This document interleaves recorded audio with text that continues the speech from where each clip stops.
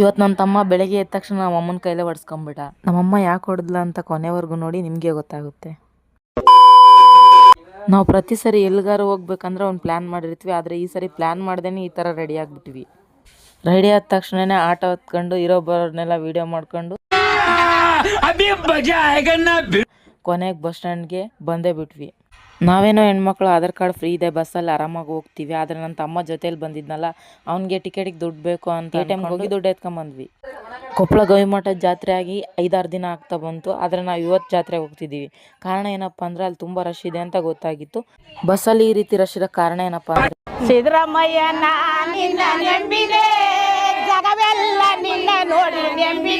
ಕೊನೆಗೂ ಕೊಪ್ಪಳ ತಲುಪಿದ್ವಿ. ಆದರೆ ಮಠಕ್ಕೆ ಹೋಗೋ ದಾರಿ ಬಿಟ್ಟು ನಾವು ಮಠಕ್ಕೆ ಎದುರಿರೋ ದಾರಿಗೆ ಹೊಂಟು ಬಿಟ್ವಿ. ಯಾಕಪ್ಪ ಅಂದರೆ ನಮ್ಮ ಅತ್ತೆ ಮನೆ ಇಲ್ಲೇ ಇರೋದ್ರಿಂದ ನಾವು ಅವ್ರ ಮನೆಗೆ ಬಂದು ಫ್ರೆಶ್ ಅಪ್ ಆಗಿ ನಮ್ಮ ಅತ್ತೆ ಮಕ್ಕಳ ಜೊತೆ ಜಾತ್ರೆಗೆ ಹೋದ್ವಿ. ತೇರಿ ಕೈ ಮುಗಿದು ಎಲ್ಲರೂ ಜಾತ್ರೆ ಒಳಗೆ ಹೊಂಟ್ವಿ. ಜಾತ್ರೆ ಒಳಗೆ ಹೋಗೋ ದಾರಿನೇ ಎಷ್ಟು ಗದ್ದಲವಾಗಿತ್ತು. ಅದಕ್ಕೆ ಇನ್ನೂ ಒಳಗೆ ಹೆಂಗಿರುತ್ತೋ ಅಂತ ಒಂದು ಕ್ಷಣ ಯೋಚನೆ ಮಾಡಿ ಒಳಗೆ ಹೋಗ್ಬೇಕಾಯ್ತು. ಹೆಂಗೂ ದೊಡ್ಡ ಧೈರ್ಯ ಮಾಡಿ ಜಾತ್ರೆ ಒಳಗಡೆ ಹೋಗೇ ಬಿಟ್ವಿ. ನಾನು ತಿಂಡಿ ಪೋತಿ ಆಗಿರೋ ಕಾರಣದಿಂದ ಜಾತ್ರೆ ಒಳಗಡೆ ಫಸ್ಟ್ ಹೋದ ತಕ್ಷಣ ನನ್ನ ಕಣ್ಣಿಗೆ ಬಿದ್ದಿದೆ ಈ ಪೊಟ್ಯಾಟೊ ಟ್ವಿಸ್ಟರ್.